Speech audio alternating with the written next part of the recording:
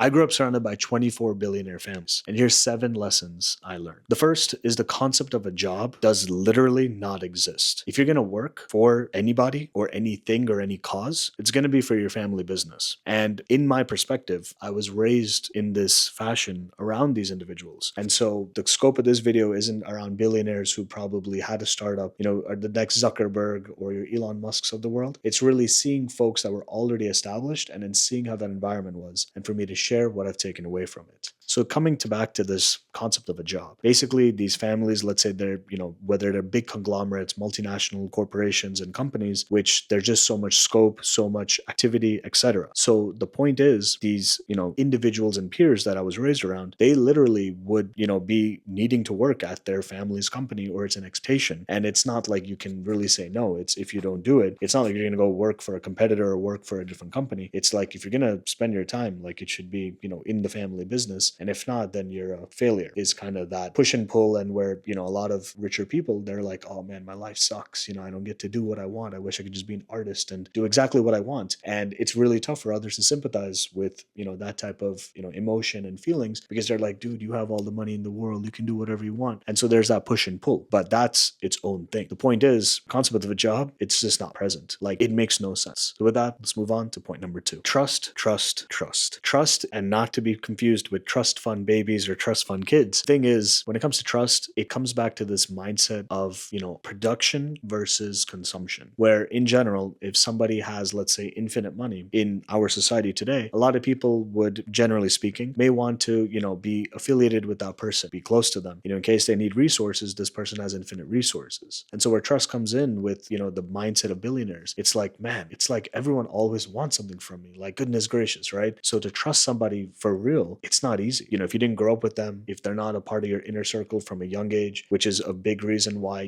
these richer and, higher net worth families, ultra high net worth, they try to be in the same circle, in the same, if there's like, hey, there's this gala that's happening. Are you going there? Oh, hey, there's this event over there. Am I gonna see you there? Oh, hey, there's that function, a couple months from now. I'm gonna see you in that other country over there. The reason is basically it's about being in the circle because it's that typical expression, your net worth is your network and it's acknowledged in the same way. So when it comes to trust, if there's somebody who's a bad actor, then they could really screw you, not just for now we're talking $1,000 or 100K. It could be millions and, if not more, right? If you have the wrong person in your circle of confidence. So trust is as obvious as it sounds. It's very much more magnified, you could say, for that class and strata of people because trust is literally all there is. Like money doesn't matter. If I pay you to be my friend or, hey, can I pay for your time? Like money's not a necessity at that level. Hence, it comes down to the human kind of emotions and just feelings where it's all subjective. Hence, trust is literally, I would say, the most important kind of aspect and input for any type of decision from who is telling me if I'm the billionaire, what am I doing? And do I trust this or not to take that next decision? Because billionaires, coming to our third point, aren't in the game of maximizing their wealth or 10xing it or 100xing to become trillionaires necessarily all across the board. Really, it's about, hey, I'm at this point now. And something I just didn't know until I was later on in life is that, yeah, they're not here for that extra multiplication of their worth. It's about how can I keep what I have and let's have it steadily grow and then have like a stream of income, like cash flow that's coming in to do the next step for whatever they're trying to do. It's crazy because I used to think, 1%, 2%, like why would you put your money in this fixed kind of savings account, if you have that much money, where maybe it's an example of like, okay, 100 mil cash, right? So 1% is a million, 2 million is 2% per year. But that's real money that you can spend. You can go blow it. You can technically go burn it.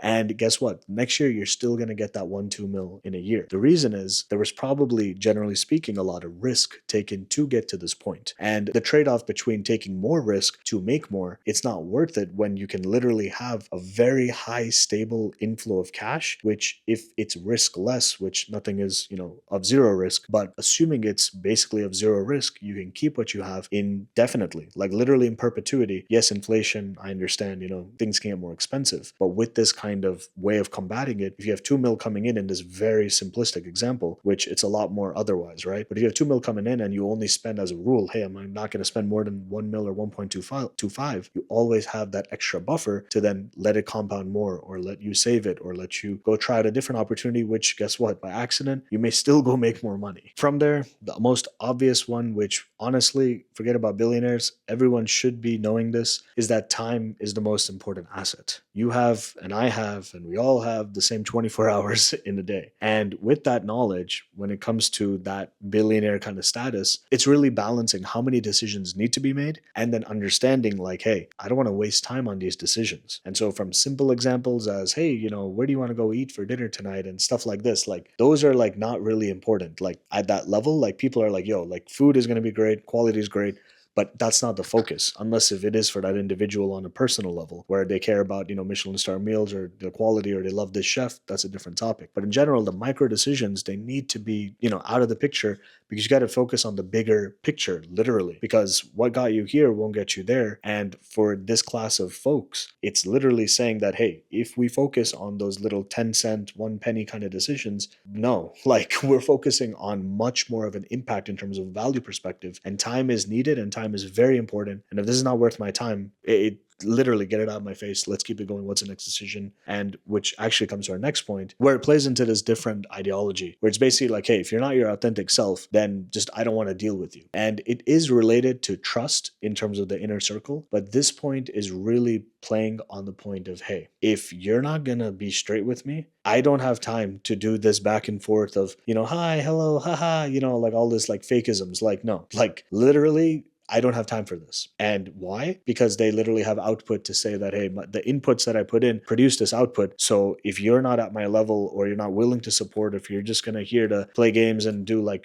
fake conversations, you're not really here to meet me and be in the moment. And really what it is saying is, hey, I'm not here to be all transactional. I'm here to really know you, or let's not do this. That's usually what it comes down to, because just like trust as a human emotion, it's about like anyone. It's what Oprah said. What people care about the most is, do you hear me? Do you see me? Does what I say matter? And just like whether billionaire or human, it's, am I human, or am I a billionaire? Am I a label before the person who I actually am? And especially growing up around like my peers, their family, the brand name behind their name and the label and what it stands for and all these things, like even these kids would be like, oh, these people want to be friends with me because I'm connected to these celebrities, to these politicians, to all of this.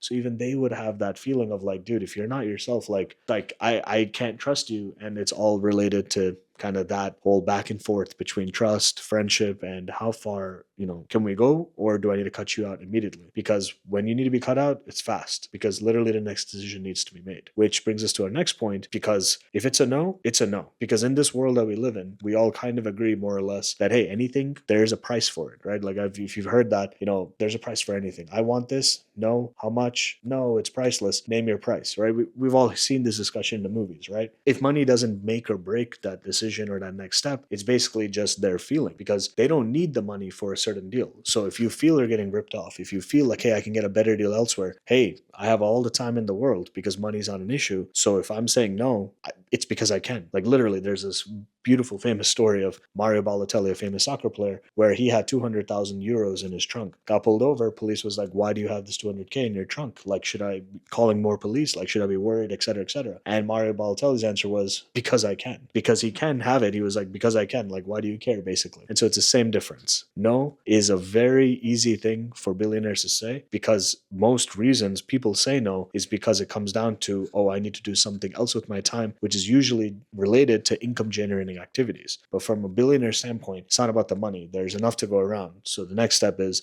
how do I protect my time? If I need to say no, I will say no. The absolute biggest thing I learned being surrounded by these billionaire families is that power is everything. Money is money. Money is made up. Money is, a currency could exist today. It could be defunct tomorrow. Money is whatever. But power, in other words, who if, you're a celebrity and, and this is where like, marriage and arranged marriage, and also like I'm Indian and stuff, it's, plays into these things where it's like the whole concept of marriage is really about having more power as a unified, between two families.